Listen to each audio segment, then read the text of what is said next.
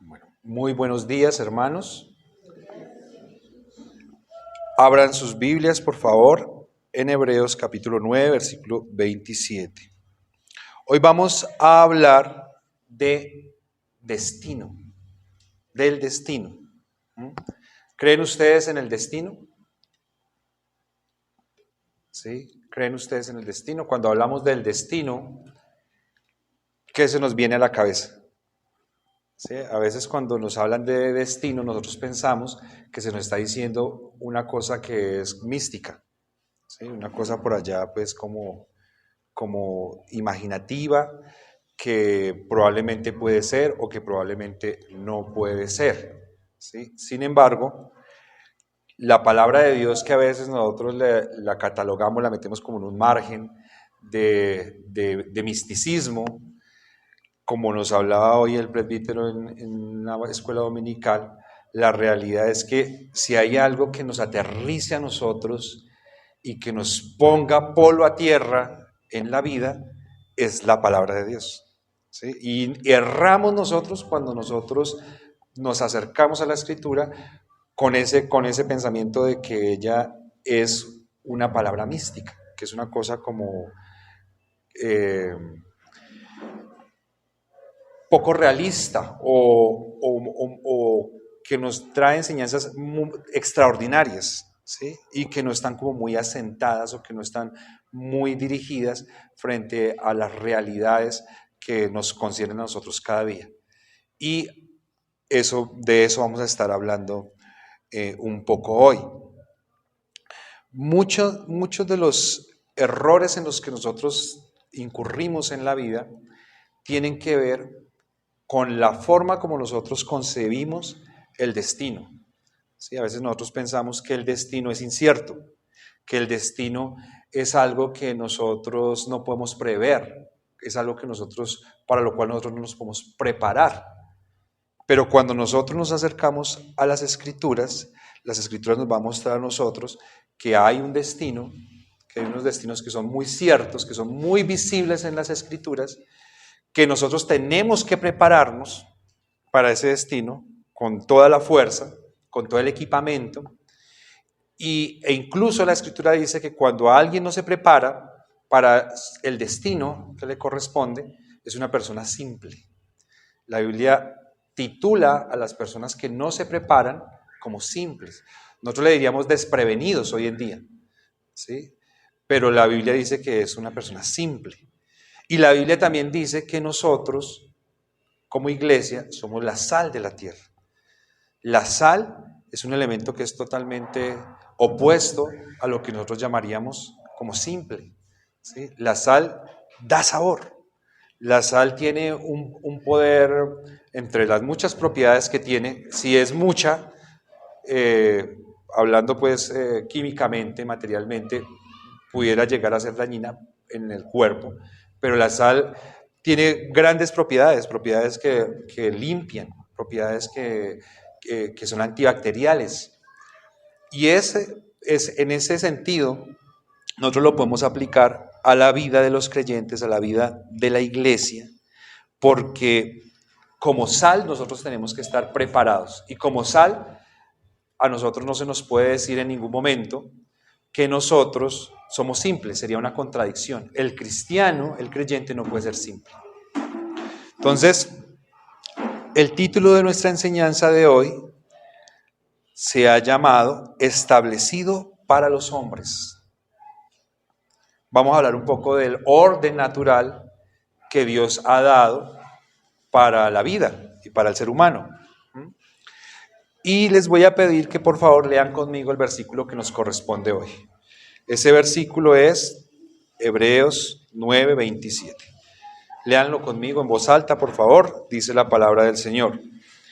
Y de la manera que está establecido para los hombres que mueran una sola vez y después de esto el juicio.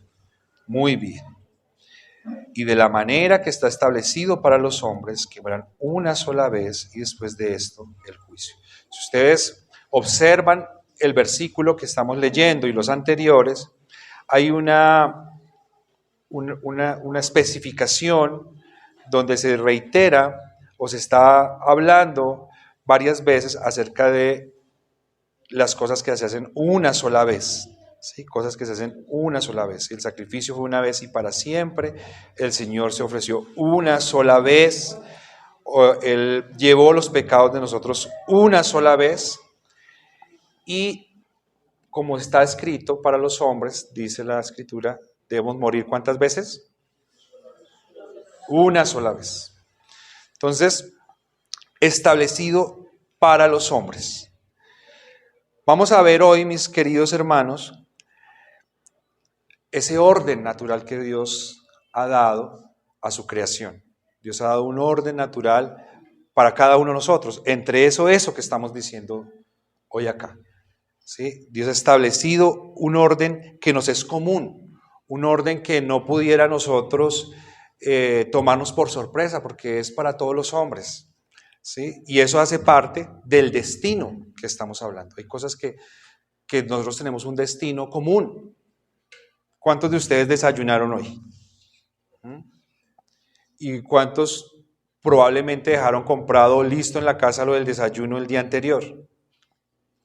¿Cierto? A menos de que haya un caso particular de enfermedad, una situación pues de dieta o algo así, algunos sabían el día anterior que hoy les esperaba un desayuno, un rico desayuno. Ese era el destino, ¿cierto? Y muchos están pensando, ojalá no se demore mucho el pastor hoy en la predicación porque se nos enfría el almuerzo, ¿sí? Se nos hace tarde para almorzar. ¿Se fijan que no es tan místico cuando hablamos del tema del destino? Hay muchas cosas que en la vida humana forman circuitos, ciclos que hacen parte del destino nuestro y nosotros nos preparamos, normalmente nos preparamos. Dicen que gran parte del carácter latino que nosotros nos marca tiene que ver con la razón de que nosotros tengamos solamente 2 estaciones y que seamos un país tropical. Y que mucho de la estructura mental que tienen las naciones, donde hay estaciones, las 4 estaciones, tiene que ver con esos cambios abruptos, que son cambios muy fuertes, ¿cierto?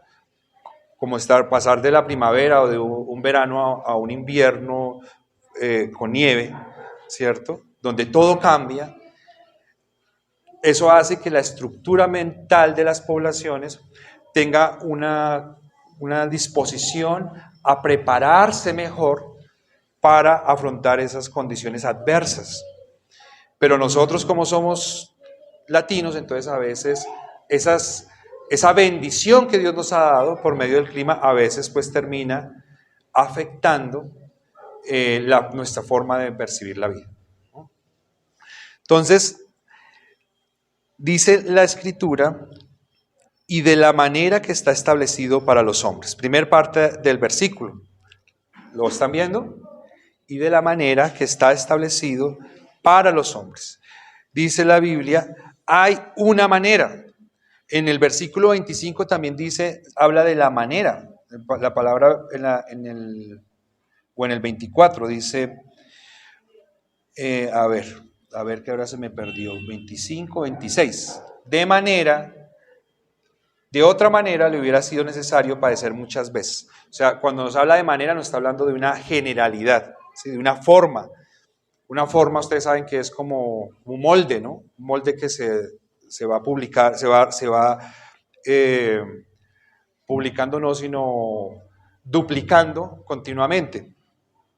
Entonces, hay una manera, ¿sí? Hay una manera de Dios obrar, hay una manera en la forma como Dios actúa, ¿sí? Hay una forma como Dios opera y es una forma que no está escondida, es una forma que está revelada, ¿sí? Todo el mundo sabe que en la forma como Dios opera, a Dios le ha placido que el sol salga todos los días. Todos los días sale el sol, dice la Biblia, para buenos y para malos, ¿cierto? En la forma en la que Dios opera, Dios ha prometido que nos va a permitir que tengamos cosechas, que tengamos estaciones, que tengamos lluvias, que tengamos tranquilidad frente a la forma como se desenvuelve el medio ambiente, porque Dios lo ha prometido.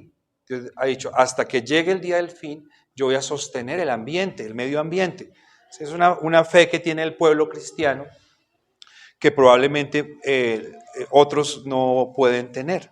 Entonces, cuando nosotros miramos esa forma de Dios obrar en la creación, que es una forma como Dios se revela, nos muestra que Dios es un Dios de patrones. A mí me llama mucho la atención cuando he podido ver especialistas en materias, ¿sí? Como la química, como la física, como el ADN, que son personas que se adentran a estudiar el orden que tiene su materia de estudio y que terminan concluyendo que ese es un orden natural que no pudiese de ninguna manera llegar a ser algo casual. Es algo demasiado estructurado, demasiado elaborado para que sea producto de la casualidad, ¿sí? No necesariamente tienen que ser personas teístas, no necesariamente tienen que ser personas cristianas, eso es muy interesante, son personas que llegan, estudian de tal manera que llegan a la conclusión y dicen, esto es demasiado complejo como para que se haya dado porque sí.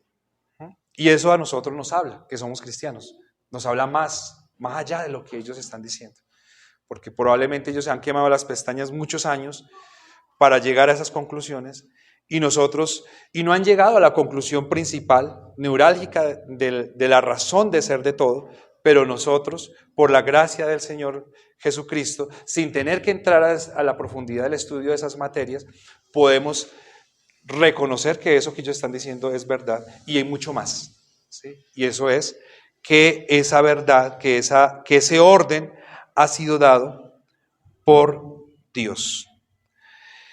Es decir, que como Dios maneja patrones en su creación, como Dios hace todas las cosas con un orden, con una disciplina, por decirlo de alguna manera, con un propósito, nosotros podemos tener confianza en Él, en todo lo que Él hace. Si ustedes recuerdan, cuando nosotros estuvimos leyendo en Hebreos capítulo 4, versículo 3, Hebreos capítulo 4, versículo 3 nos decía que todas las obras de la creación fueron terminadas el séptimo día, ¿sí? Pero si ustedes miran la terminología que utiliza el autor, él va a decir, todas las cosas, todas las obras de la creación estaban, ¿sí? Se está hablando de que en el pasado ya estaban acabadas desde la fundación del mundo. O sea, el séptimo día que Dios terminó, ya estaba acabado todo. Porque Dios, que es omnisciente, que lo conoce todo, ya sabía cómo iba a ser todo el desarrollo de la historia de la humanidad, cómo iba a ser todo el transcurso. Él sabía cuántas veces y de qué manera él iba a tener que intervenir en la historia de la creación, porque eso hace parte de su esencia y hace parte de su poder y de su capacidad. ¿Qué nos muestra esto, hermanos? Que Dios es el único que es absolutamente confiable para nosotros, ¿sí? Probablemente nosotros nos equivocamos mucho cuando ponemos la confianza en nuestra fuerza, cuando ponemos la confianza en nuestros conocimientos, en nuestros bienes, en nuestras posesiones, nuestros bienes materiales, en otra persona. Nos equivocamos mucho, erramos, pero también erramos cuando no ponemos nuestra confianza en el Dios Todopoderoso, que no solamente todo lo ha hecho, no tiene una capacidad de fuerza bruta para hacer muchas cosas, sino que tiene todo el conocimiento, toda la sabiduría, toda la sapiencia, para con conocimiento, con sabiduría, hacer todas las cosas, ¿sí? Y saber cómo se desarrollan todas las cosas que Él ha hecho desde la creación.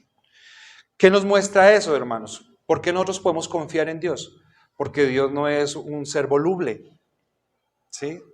No le pasa lo que nos pasa a nosotros, que nos levantamos con la cobija al hombro y estamos bravos, ¿sí? Y la gente va y pregunta, ¿y por qué le pasa a este? Está bravo, está de mal genio y no sabemos, ¿sí? Hoy nos saludó, ¿sí? Hoy nos cortó el chorro, hoy dijo que a partir de hoy no va más con nosotros. Y uno dice, Esa gente la conocemos, ¿cierto? Probablemente somos nosotros mismos, pero Dios no es así, porque Dios conoce desde antes de la fundación del mundo todos los sucesos, sus intervenciones, sus propósitos, y de esa manera nosotros podemos decir, nuestro Dios es un Dios, ¿qué? Confiable. Dios es confiable, porque Él tiene una manera de actuar, ¿sí? Él no actúa con la cabeza caliente. Él no dice una cosa hoy y mañana otra. Él dice, yo no soy hombre para que mienta, no soy hijo de hombre para que se arrepienta. Lo que yo he dicho, eso se hará.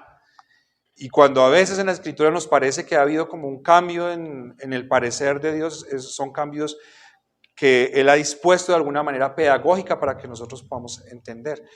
La Biblia, por ejemplo, habla de un Dios airado, ¿sí? Dice, Dios está airado con el impío todos los días, pero Dios no es un hombre sujeto a emociones, ¿sí?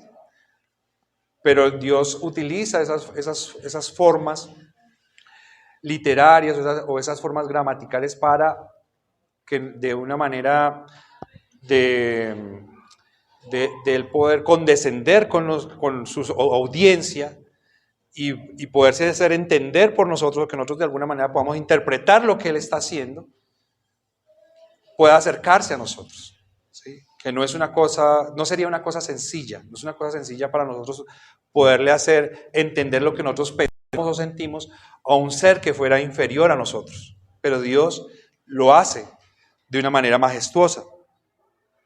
Entonces, mis queridos hermanos, hay una manera, de la manera que está establecido para los hombres. Dios ha dado un orden, Dios ha establecido una regla, ha establecido una norma confiable para el hombre que es aplicada en todos los aspectos de la vida, ¿sí?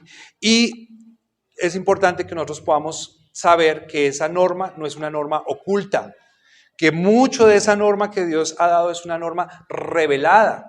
Y por eso estamos hablando de destino, porque Dios nos revela cosas a través de la Escritura, pero hay muchas cosas que han sido reveladas a nosotros a través de la vida misma, a través de la creación, a través de las circunstancias, a través del conocimiento que Dios nos ha dado. Y hacemos muy bien nosotros apropiándonos de ese conocimiento que Dios nos ha dado, apropiándonos de esa sabiduría que nosotros encontramos en la creación, en la palabra de Dios y absorbiéndola para nuestro bien. Porque hay una manera, ¿sí?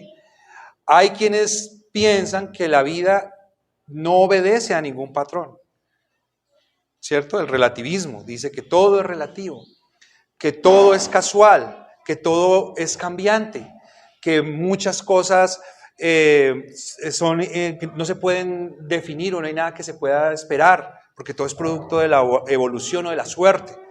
Pero eso es muy difícil de sostener en la vida diaria, en la vida cotidiana, con nuestra propia experiencia. Es muy difícil, por todo lo que nosotros hemos dicho. Hay una manera. Dice la palabra del Señor en Isaías 42, versículo 9, dice, he aquí, se cumplieron las cosas primeras, y yo anuncio cosas nuevas, antes que salgan a la luz, y yo os las haré notorias. Hebreos 4:3 dice, pero los que hemos creído entramos en el reposo de la manera que dijo, por tanto, juré en mi ira, no entrarán en mi reposo, aunque las obras suyas estaban acabadas desde la fundación del mundo. Y Deuteronomio 29:29 dice, las cosas secretas pertenecen a Jehová nuestro Dios, mas las reveladas son para nosotros y para nuestros hijos para siempre, para que cumplamos todas las palabras de esta ley. Génesis 15, versículos 12 al 16, nos dan una muestra muy interesante de el privilegio que tiene el pueblo de Dios al acercarse a un Dios que todo lo sabe, que todo lo hace, que tiene un orden para todo cuanto Él ha predispuesto. Acá le va a decir Dios a Abraham, le va a decir, yo te voy a dar a ti una descendencia, ¿sí? Todavía no le ha dado el primer hijo. Le dice, y esa descendencia va a ser una nación. Pero ten por cierto que esa nación va a ser una nación que va a ser llevada y esclavizada por otro pueblo. Y allí van a estar más de 400 años. Pero después yo los voy a visitar y los voy a liberar. ¿Sí? O sea, ese es nuestro Dios.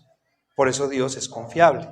Si ustedes recuerdan, hemos hablado varias veces de Deuteronomio 31, 29, cuando ya está para morir Moisés. Ya Moisés había acompañado al pueblo muchos años, habían salido de Egipto, habían visto muchas obras portentosas de parte de Dios, iban a entrar a la tierra prometida, se les había entregado la ley, pero Dios le dice a Moisés, debes saber, Moisés, debes saber que este pueblo se va a alejar de mí y que este pueblo no va a cumplir estas leyes que yo le he dado y que yo le voy a mandar profetas, pero no se van a arrepentir y van a incumplir, tanto que van a ser llevados exiliados. ¿Cuándo le dijo Dios eso a Moisés? Antes de que el pueblo siquiera hubiera puesto un pie en la tierra prometida. Y después, cuando el pueblo ya empezó a poseer la tierra y a incurrir en pecados, Dios también les empieza a enviar profetas donde les anuncia lo por venir a causa de su pecado, pero aún así el pueblo no se arrepintió. Esa es la condición humana, mis queridos hermanos, una condición cambiante, una condición pecaminosa, una condición que si nosotros nos apoyamos en nuestras propias capacidades o en nuestros propios medios, no tenemos esperanza, pero la condición del pueblo de Dios es una condición ventajosa, porque el Señor, desde antes de la fundación del mundo, nos escogió y nos ha revelado su carácter, que es confiable. Hay una manera, hermanos, hay una manera de hacer todas las cosas, pero es una manera que para nosotros tiene que ser una realidad de que es una manera digna de toda la confianza nuestra. Amén. Muy bien, vamos a ir a la segunda parte del versículo. Estamos en Hebreos 9, 27, dice, y de la manera que está establecido para los hombres que mueran una sola vez. ¿Sí? Hay una manera. Dios ha dispuesto muchas cosas. Dios lo ha dispuesto todo. Es tan grande el número de reglas que Dios ha orientado en su creación para todos los seres que no los podemos enumerar, ¿sí? Pero Dios ha definido un orden para cada especie de animal, de plantas, de seres celestes. Para todo Dios ha dado un orden y eso es maravilloso ver que a pesar de que hay muchos seres vivos y muchos animales en la creación, no todos, por ejemplo, tienen los mismos meses de gestación. ¿Sí? No todos, por ejemplo, se tardan lo mismo en poderse parar y caminar o actuar por sí mismos. No todos tienen el mismo orden natural de alimentarse. Sin embargo, todos obedecen también a una serie de parámetros establecidos que nosotros hemos podido clasificar y podemos decir, vea, estos animales son carnívoros, estos animales tienen predilección por esto o aquello otro. Es demasiado lo que nosotros podemos decir. Pero encontramos orden en la creación de Dios, encontramos orden en la naturaleza, y en ese orden que Dios ha dispuesto para los seres humanos, Él ha dicho que el hombre debe morir ¿cuántas veces? Una vez. ¿Sí? Eso es el orden de Dios. Esa es la forma como Dios obra, la forma como Dios actúa, la forma que Dios ha dispuesto, la forma que nosotros debemos considerar y que nosotros debemos asimilar, aceptar y tener gozo. Ay, no, pues qué alegría que me voy a morir. Pues no nos parece, ¿cierto? No nos parece que debiera ser una razón de alegría, pero ¿quién la dispuso? Dios, nuestro Dios bueno, nuestro Dios maravilloso, nuestro Dios misericordioso, nuestro Dios sabio. Y si Él lo ha dispuesto, ¿qué nos debería producir a nosotros? Gozo, porque todo lo que Dios hace es bueno, es perfecto. Entonces, Dios ha dispuesto que todos los hombres mueran una sola vez. Es muy importante que nosotros podamos definir acá, cuando la Escritura nos habla a nosotros acerca de la muerte, porque nosotros encontramos que la muerte está dividida en dos interpretaciones que nosotros podemos asumir a la hora de leer las Escrituras, y que es importante que nosotros podamos discriminar a la hora de leer a qué interpretación se está refiriendo. ¿Sí? La interpretación que se está usando en este texto es una interpretación de muerte física. ¿De muerte qué? Física. ¿Sí? Todos los hombres tienen dispuesto que deben morir físicamente una vez. Pero hay otros momentos de la Escritura donde la Escritura nos va a hablar de muerte también, pero ya no nos está hablando de muerte física, sino nos está hablando de muerte espiritual. ¿Sí? De la muerte sin Dios, sin Cristo, por la eternidad. ¿Sí? El mayor ejemplo que nosotros utilizamos sobre este uso, pues lo encontramos en Génesis 2:17, donde el Señor le dice a Adán, a la humanidad: no vayan a comer de ese árbol, porque el día que de él comieren, ciertamente morirán. Entonces, ahí se está hablando de muerte ¿qué? Espiritual.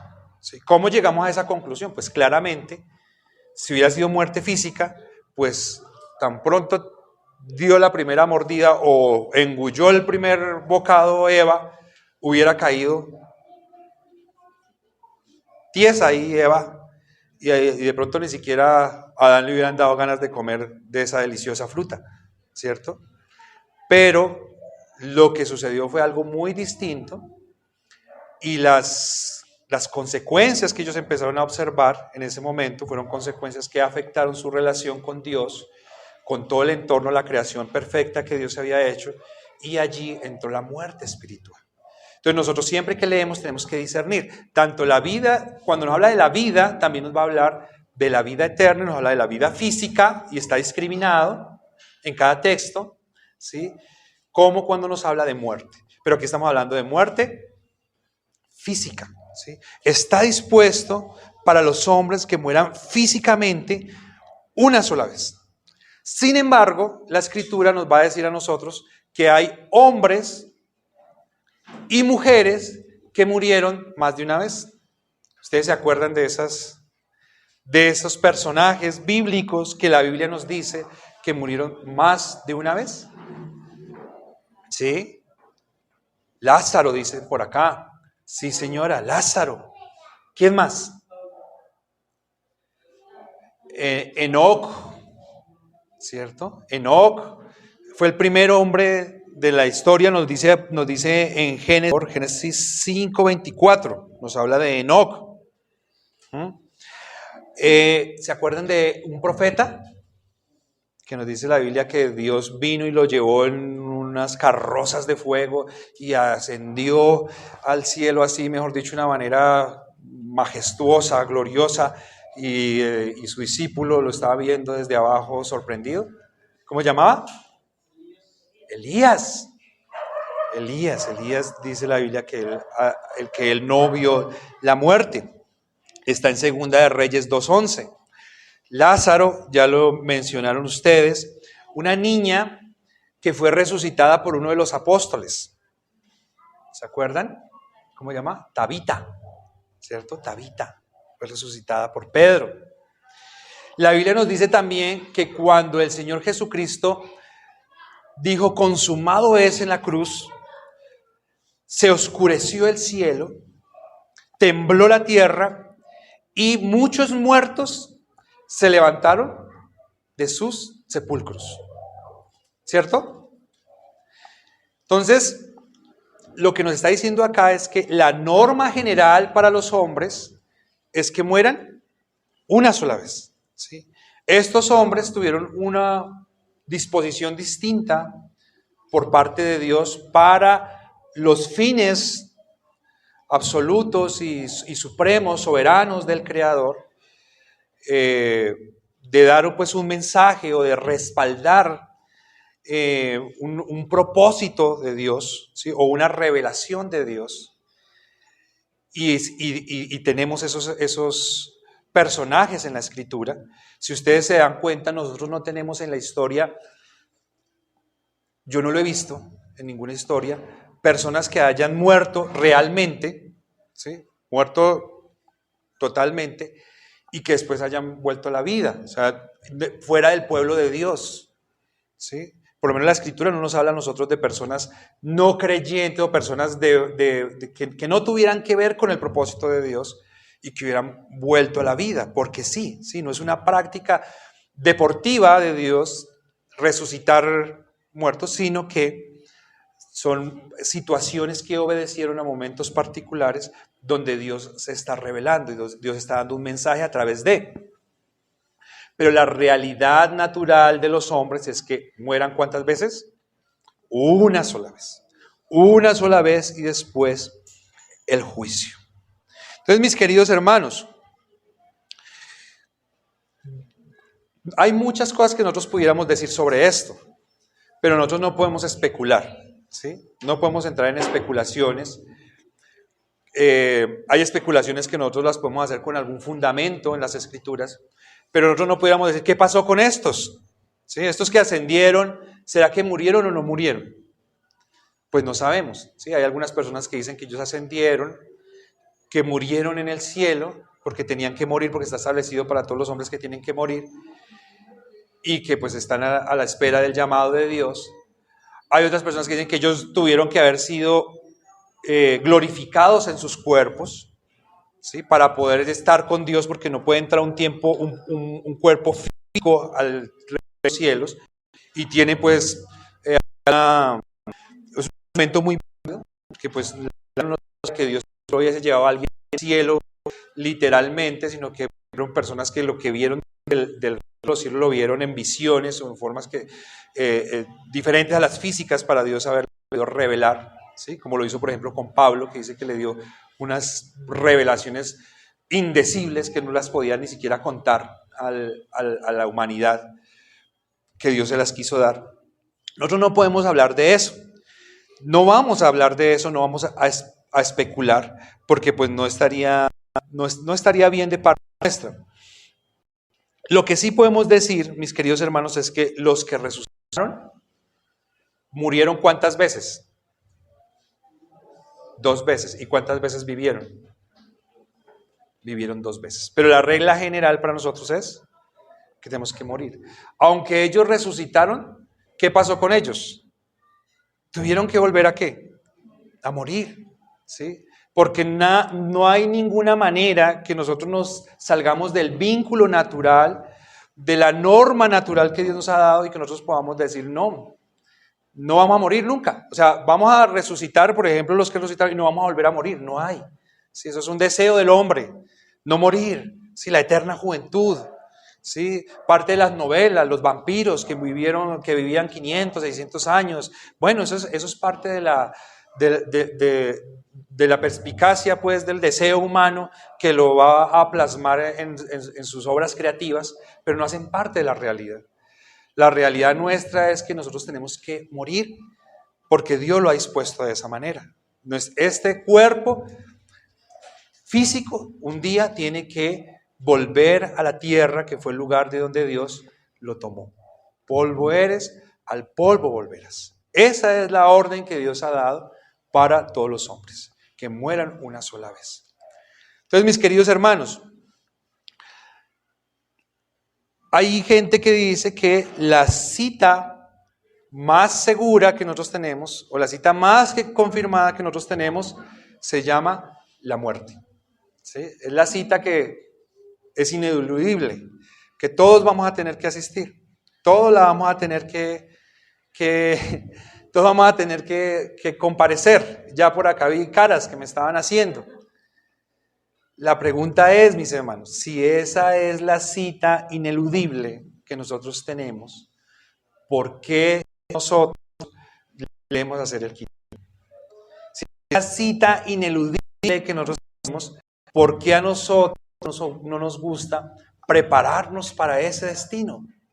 ¿Por qué a nosotros no nos gusta hablar de eso?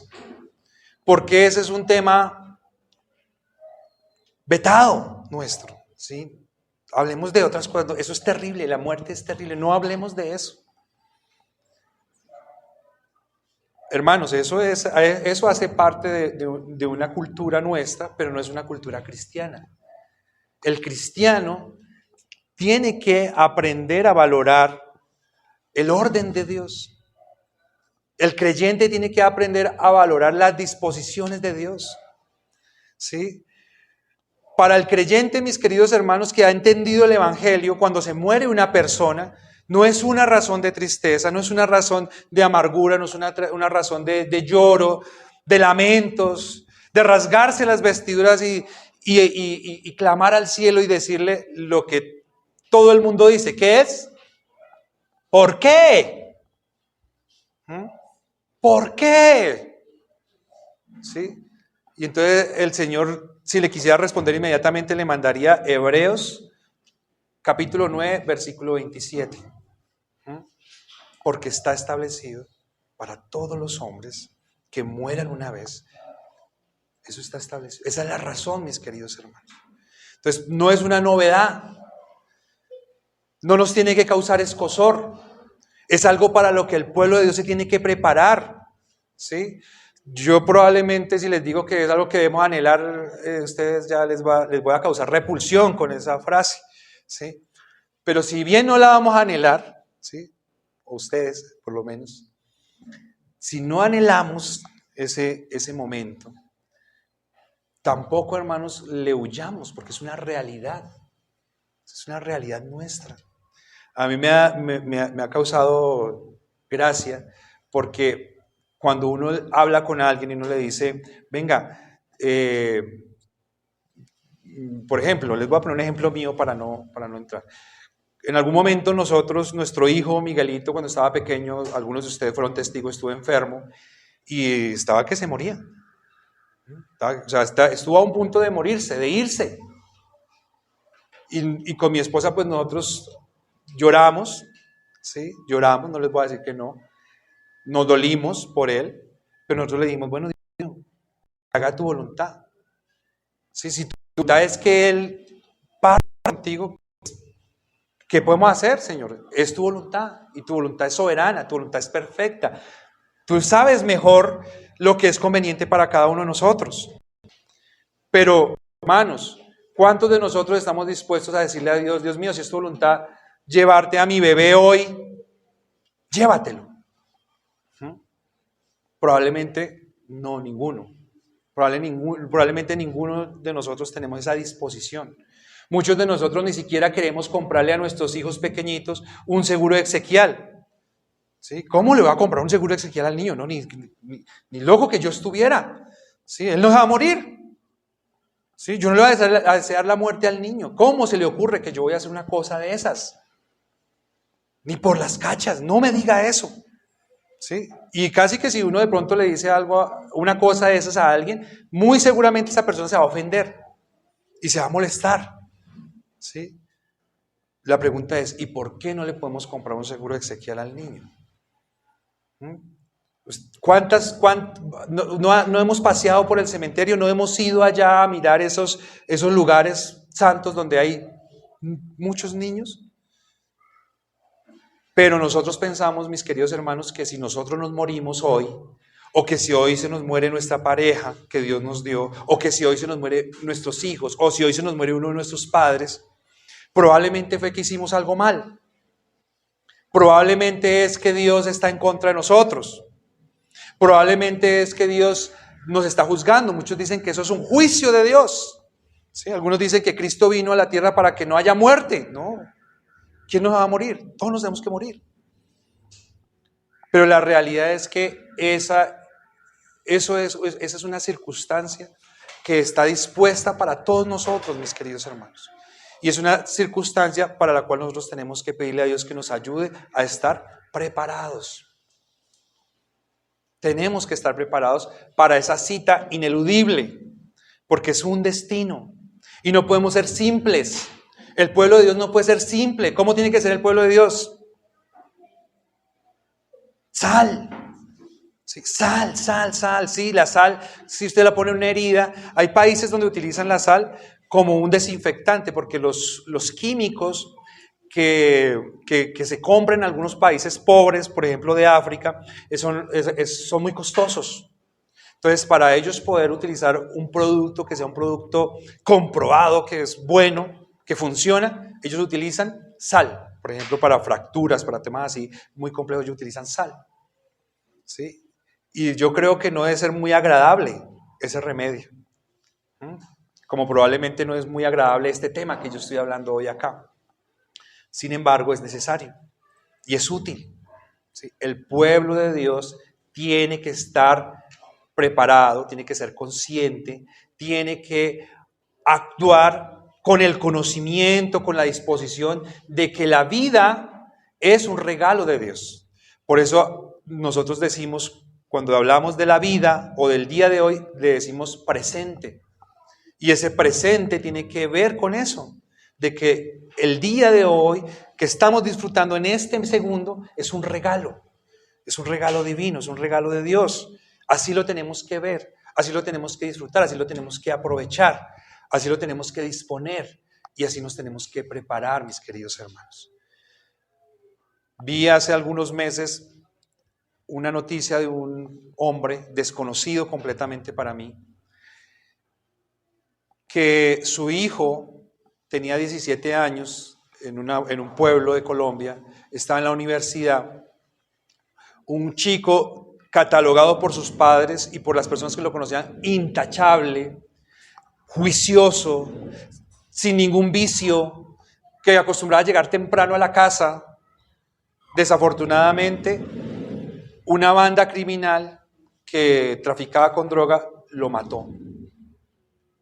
Y cuando cogieron a los personajes que lo habían asesinado, ellos concluyeron que lo habían mandado a matar a un joven que trabajaba con drogas, bueno, no sé si eso será trabajo, traficaba con drogas, y ellos lo confundieron y mataron a este jovencito.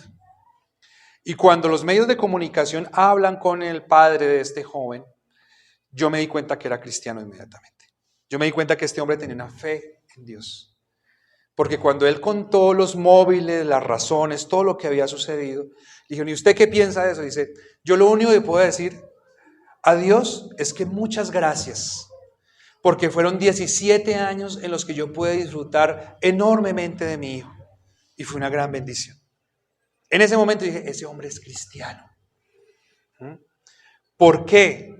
Porque el que no es cristiano piensa que le quitaron algo. ¿Sí? Me privaron de algo que es mío.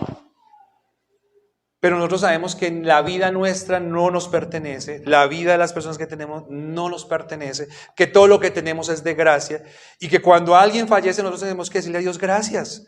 Si fueron 5 años, fueron 10 años, fueron 20 años, los años que hayan sido, tenemos que darle a Dios gracias, porque hubiéramos podido no haber conocido a esa persona, hubiéramos podido no tener a esa persona, hubiéramos podido no haber compartido ni un momento con esa persona, pero Dios nos lo quiso dar, nos lo regaló. Es una bendición, una razón de alegría, una razón de gratitud maravillosa. Entonces, mis queridos hermanos, muerte una vez, que mueran una sola vez. Dice Génesis capítulo 2, versículo 17. Mas del árbol de la ciencia del bien y del mal no comerás, porque el día que de él comieres, ciertamente morirás. Juan 5:24 dice, de cierto os digo, que el que oye mi palabra y cree al que me envió, tiene vida eterna, y no vendrá condenación, mas ha pasado de muerte a vida. Estos textos que tengo yo acá son textos que hablan de la vida y de la muerte espiritual, ¿sí? Pero los he puesto para que nosotros podamos hacer esa comparación y podamos definir. Cuando nosotros estamos leyendo las Escrituras, ustedes son lectores asiduos de las Escrituras, la mayoría de veces que ustedes encuentren textos que hablan de muerte, de murió, de fue sepultado, de fue llevado al sepulcro, la mayoría de las veces, yo podría decir que un 95% de las veces, probablemente el 98 o 99, está hablando de muerte física, ¿sí? Y los textos que hablan de muerte espiritual ya son mucho menos, son más poquitos. Entonces acá los estoy colocando para que ustedes los puedan identificar y los puedan diferenciar. Juan capítulo 8, versículo 51 dice, de cierto os digo, que el que guarda mi palabra nunca verá muerte. Muy bien, vamos a ir a la última parte del versículo. A ver, todos allí, por favor. Dice, leámoslo todo, dice, y de la manera que está establecido para los hombres, que mueran una sola vez, y después de esto, ¿qué? El juicio. El juicio. Bueno, entonces, hay un juicio, está establecido para los hombres. ¿Qué establecido? Una manera, ¿sí? Para todas las cosas que viven los hombres, hay una manera que Dios ha establecido. Dios ha establecido para los hombres que mueran una vez. Y Dios ha establecido para los hombres un juicio. Un juicio. Entonces, inmediatamente la persona muere, esta persona queda lista para comparecer a un juicio. Eso es lo que dice la Escritura. Eso es lo que está leyendo, eso es lo que estamos leyendo acá. Es decir, estamos hablando de vida después de la muerte. Vida después de la muerte. Una gran interrogación que tiene el mundo hoy en día, ¿sí? ¿Será que sí hay algo más allá? ¿Será que sí es cierto que hay algo más allá? Muchos dicen, no, yo creo que la vida termina para quien se va muriendo. Y bueno, de ahí para allá hay una cantidad de conjeturas que se han tejido frente al tema de la vida después de la muerte. Yo no les puedo asegurar a ustedes, mis queridos hermanos, de una forma que sea confiable y creíble o comprobable para ustedes que hay vida después de la muerte física, porque todavía no me he muerto. Todavía no he ido. Y cuando vaya creo que no va a poder regresar a contarles. ¿Sí? Pero lo que sí les puedo garantizar con plena convicción es que la Biblia, de una manera consecuente, reiterativa, muy amplia, nos dice que hay vida después de la muerte, no hay ninguna contradicción, no hay ningún pensamiento pues como que tenga algún pequeño argumento para, por lo menos bíblico y con un buen fundamento de decir que el mundo va acabando para quien se va muriendo.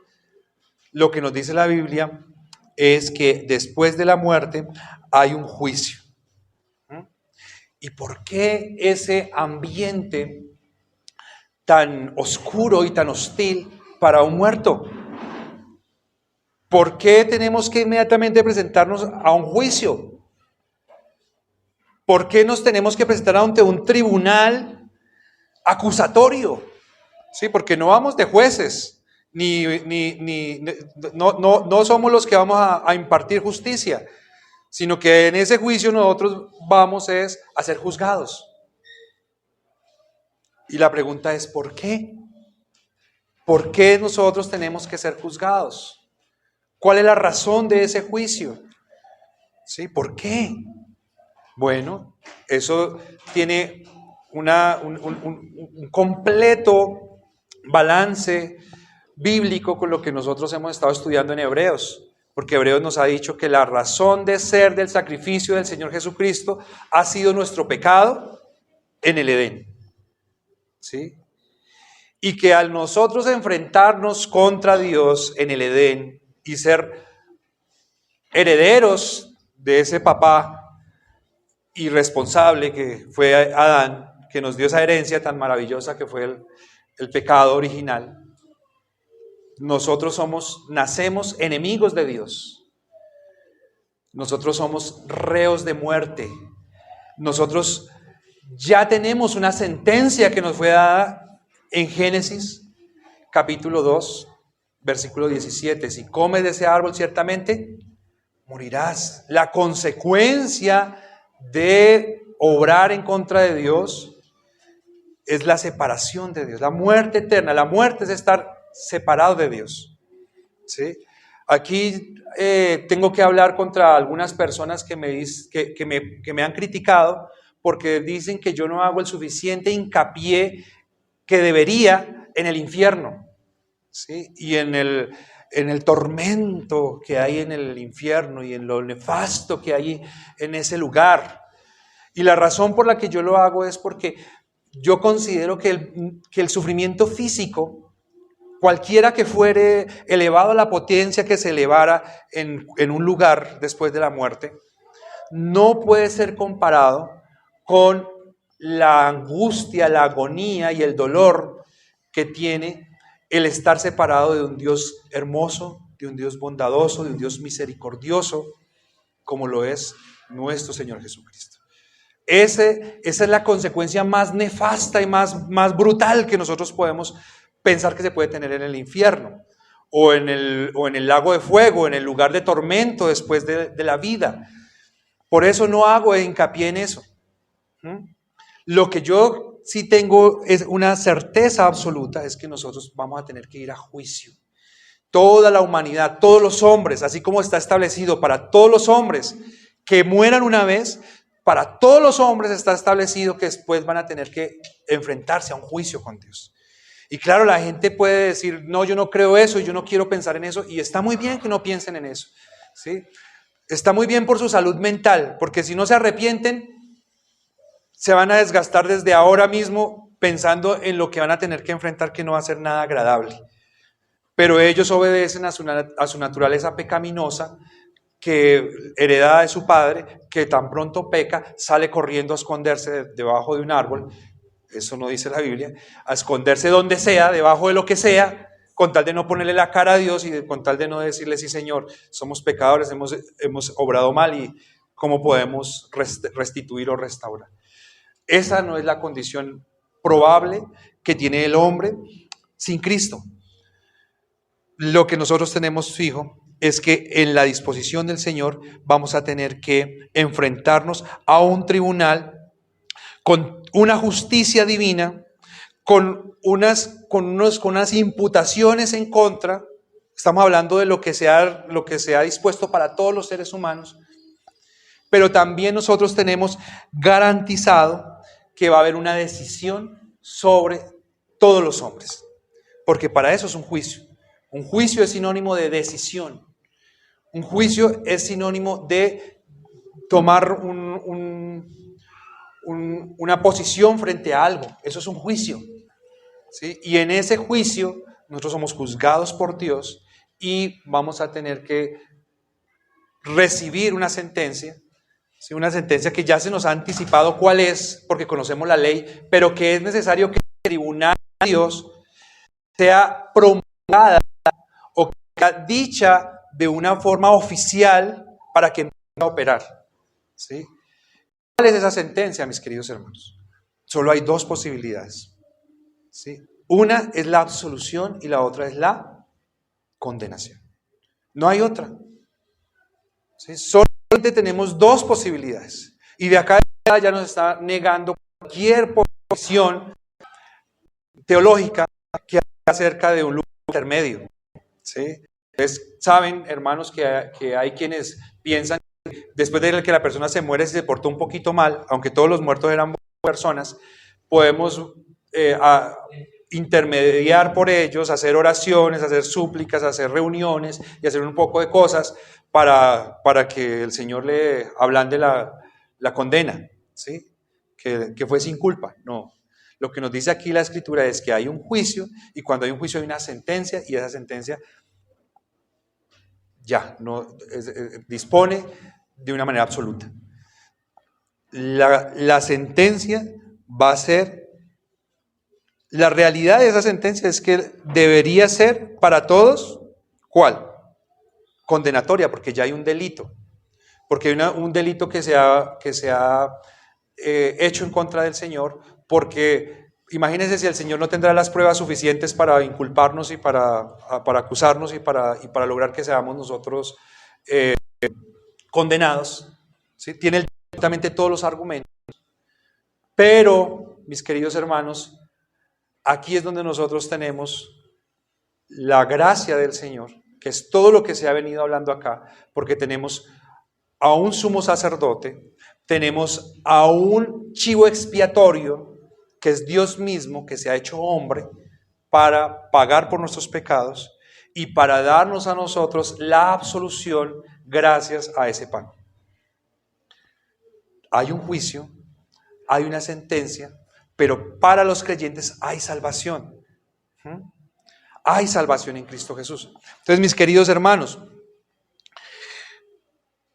yo no sé, yo creo que todo es, o sea, yo lo digo porque en mi casa pasa, y yo creo que si pasa en mi casa, probablemente en la casa de ustedes puede suceder también, ¿sí? Incluso yo me ofrezco, si alguno de pronto quisiera hablar sobre este tema más detalladamente, yo me ofrezco para que podamos hablar. Pero por ejemplo en mi casa, no voy a decir quién para que no me vayan a regañar ahora o me den más poco almuerzo, pero hay personas que me dicen, ay, ese tema de la elección me parece difícil, ¿sí? Ese tema de que Dios elige y que Dios pues escoge a unos para salvación y a los otros no los escogió y entonces se condenan, a mí me parece difícil, ¿sí? Y me cuesta poderlo entender, me cuesta poderlo asimilar y poder decir, estoy de acuerdo con lo que Dios ha hecho, ¿sí? Y amén, y gloria a Dios, y aleluya.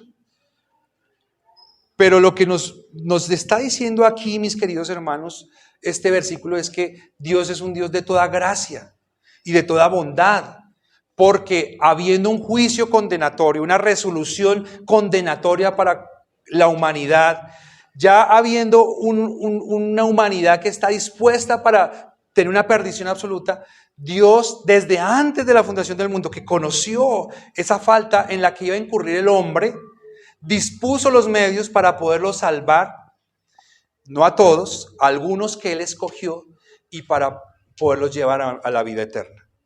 Y aquí estamos hablando de gracia, pero a nosotros se nos queda, sí, es como cuando está el cuadro blanco y hay un puntico negro en la mitad y nosotros ¿qué es lo que vemos? ¿Qué vemos? ¿Qué ven? El punto negro, ¿sí? No se ve más, ¿sí? Y pero a los que se pierden, bueno, Dios salvó a algunos, ¿sí? Por su gracia, por su bondad, y entre esos algunos estamos nosotros. Ay, pero ¿por qué no los salvó a todos? ¿Sí? Bueno, pues es que nosotros probablemente nos parece que el reino de los cielos es un bar al que puede entrar todo el que quiera y como quiera.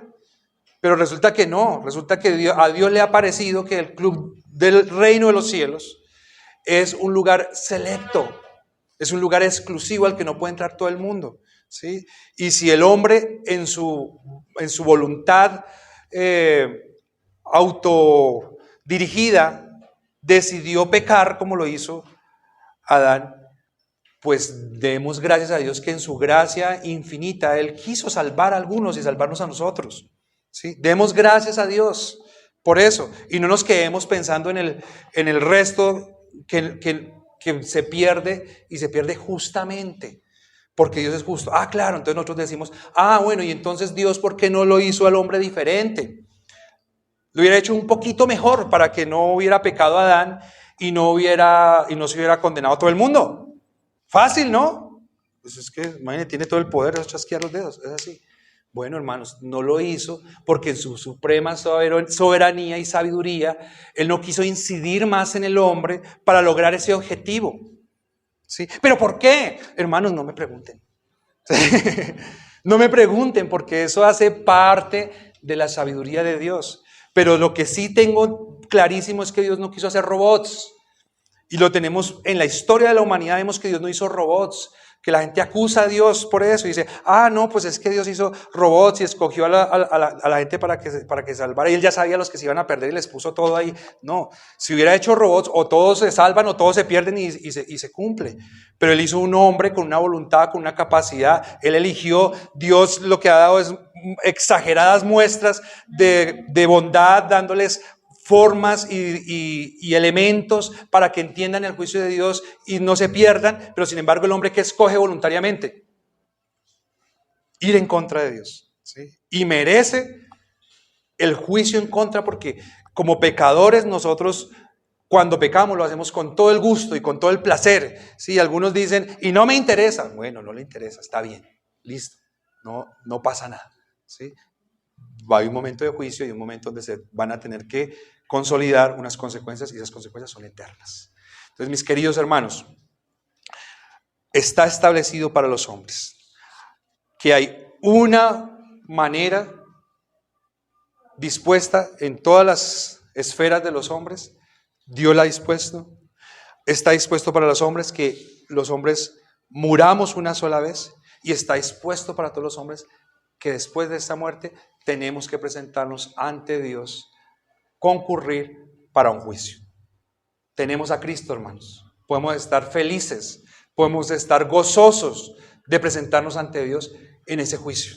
Podemos estar gozosos, hermanos, de que vamos a morir con Cristo. Si no están felices de que se van a morir, por lo menos estén felices de que se van a morir con Cristo.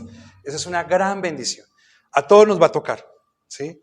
Gloria a Dios que nos ha tenido a nosotros por dignos, manada pequeña, de conocer esta maravillosa salvación. Apocalipsis 20, versículos 14 y 15 dice: y la muerte y el Hades fueron lanzados al lago de fuego.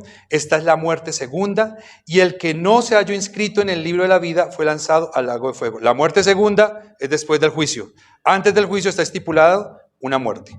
Apocalipsis 2:18: pero los cobardes e incrédulos, los abominables y homicidas, los fornicarios y hechiceros, los idólatras y todos los mentirosos tendrán su parte en el lago que arde con fuego y azufre, que es la muerte segunda. Y Eclesiastés 11:9 dice: alégrate, joven, en tu juventud. Acá para todos los jovencitos: alégrate, joven, en tu juventud, y tome placer en tu corazón, y tome placer tu corazón en los días de tu adolescencia, y anda en los caminos de tu corazón y en la vista de tus ojos, pero sabe que sobre todas estas cosas te juzgará Dios. Muy bien, mis queridos hermanos, hay mucho más que decir, pero el tiempo no nos alcanza. Mis queridos hermanos, la muerte y el juicio es una bendición. Es una bendición porque Dios las dispuso, ¿sí? Así no nos guste, así no nos parezca. Si me hagan allá que no, les digo que sí. La muerte y el juicio es una bendición de Dios porque Él la determinó. Y la tragedia no es la muerte, hermanos. La tragedia es ser enemigos de Dios. Amén. Vamos ahora. Padre maravilloso, te damos muchísimas gracias por este tiempo que tú nos has querido hablar. Gracias por el privilegio de ser expuesto, Señor, a tu palabra. Gracias, Padre Santo, porque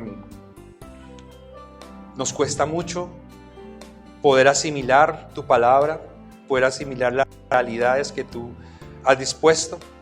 Pero con ellos, Señor, nosotros testificamos que somos pecadores.